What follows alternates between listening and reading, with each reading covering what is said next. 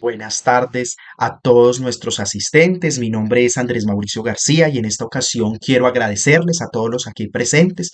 Como saben, en alianza con la Universidad Ariandina ofrecemos este espacio de conocimiento en el cual tocaremos hoy la temática de la hermenéutica jurídica y su aplicación en el ordenamiento jurídico colombiano. Dicha expresión de hermenéutica se refiere al arte o técnica de interpretar textos, mensajes o signos. En la mitología griega, Hermes era el dios mensajero, el encargado de interpretar dichos mensajes y designios divinos para transmitirlos a los hombres. Este se ocupaba específicamente de establecer principios y reglas metodológicas para la interpretación adecuada de las normas jurídicas. Estos principios son desarrollados tanto doctrinal como jurisprudencialmente, con un solo objetivo y es de proporcionar al intérprete las herramientas necesarias para que se pueda entender y aplicar esas normas legales de una manera efectiva, garantizando así una administración justa y equitativa. Me remito al tratadista Di Ruggiero, quien señala que para interpretar correctamente una norma se debe tener en cuenta unos elementos importantes. Uno sería ese sentido gramatical, el cual trata de entender lo que dice la norma a través de las palabras, relacionándolas entre sí para poder captar su sentido en relación con los demás vocablos. Punto 2 va ese sentido lógico para poder entender cómo se descubre en el caso de oscuridad del texto el motivo para el cual fue creada y el contexto histórico-social que la determinó. 3. El sentido histórico que no debe confundirse con el anterior, ya que así se observan las circunstancias del momento en que la ley lo dictó y en este caso cómo llegó a dictarse y las normas que lo precedieron. Ojo que ese sentido es muy importante. Por otra parte, el sentido sociológico, adecuando a las normas a los cambios sociales producidos. ¿Qué es interpretación? Es la acción de interpretar, que etimológicamente proviene del verbo latino interpretare o interpretare. El diccionario del lenguaje español define la voz interpretar cómo explicar o declarar el sentido de algo o principalmente el de textos no tan claros, que es lo que nos pasa actualmente con una ley para poder determinar la claridad de la ley o cómo aplicar la ley. Por eso me remito al maestro Guillermo Cabañuelas de la Torre, quien afirma que la interpretación jurídica por excelencia es la que pretende descubrir para sí mismo cómo comprender y para los demás cómo revelar el verdadero pensamiento del legislador o explicar ese verdadero sentido de la disposición. Podemos entonces pasar a entender el término y precisión del alcance de la interpretación de la ley. El Código Civil colombiano determina que existen distintos tipos o formas de interpretación legal. Es por ello que nos dispone de una interpretación gramatical, como lo podemos ver en el artículo 27, de un sentido de corriente de palabras, como lo sustenta el artículo 28, de un sentido técnico de palabras, que lo sustenta su artículo 29, de una interpretación sistemática, que lo impone el artículo 30, de una interpretación extensiva, que le da validez el artículo 31, de una interpretación por equidad, que lo podemos observar en el artículo 32, y por otra parte, una ley 153 de 1887 en el artículo 5, la ley misma en ese artículo 48, que nos deja o nos permite poder estar a profundidad en el conocimiento de la misma. El Congreso de la República, en ejercicio de sus funciones, bien puede interpretar auténticamente las leyes, como lo dice el artículo 150, numeral 1. La facultad que es predicable de toda clase de leyes, incluyendo las de la naturaleza y la clase tributaria.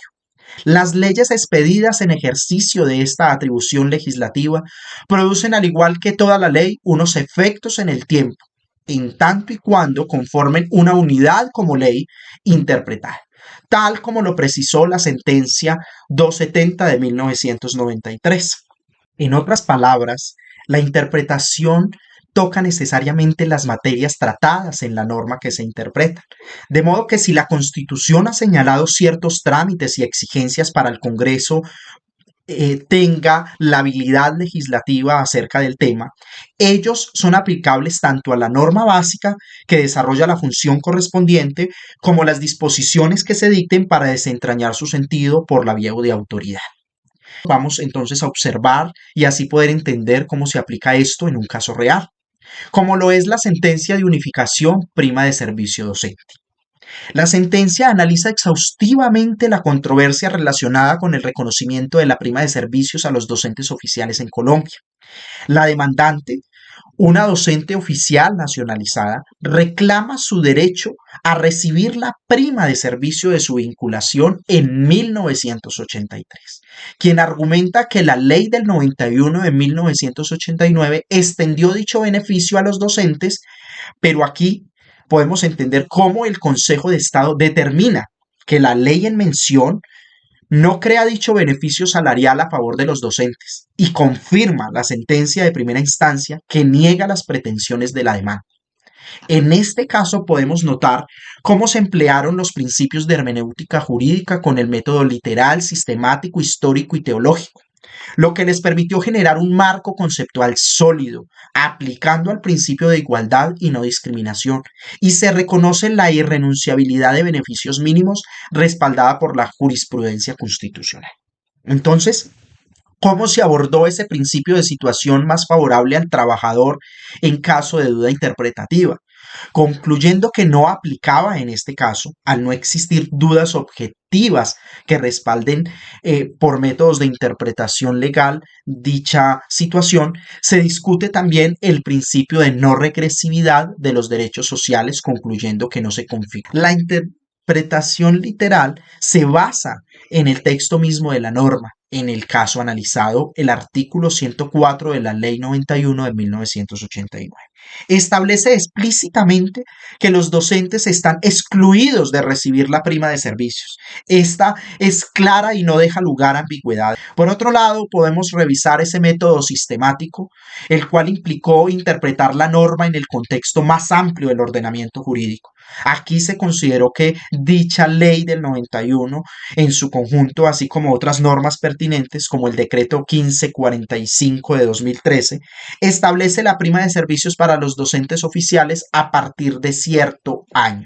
La sentencia consideró cómo estas normas se relacionan entre sí y cómo afectan los derechos de los docentes oficiales. Ese método histórico que hablábamos anteriormente implica examinar el contexto auténtico en el que se promulgó la ley para entender ese significado.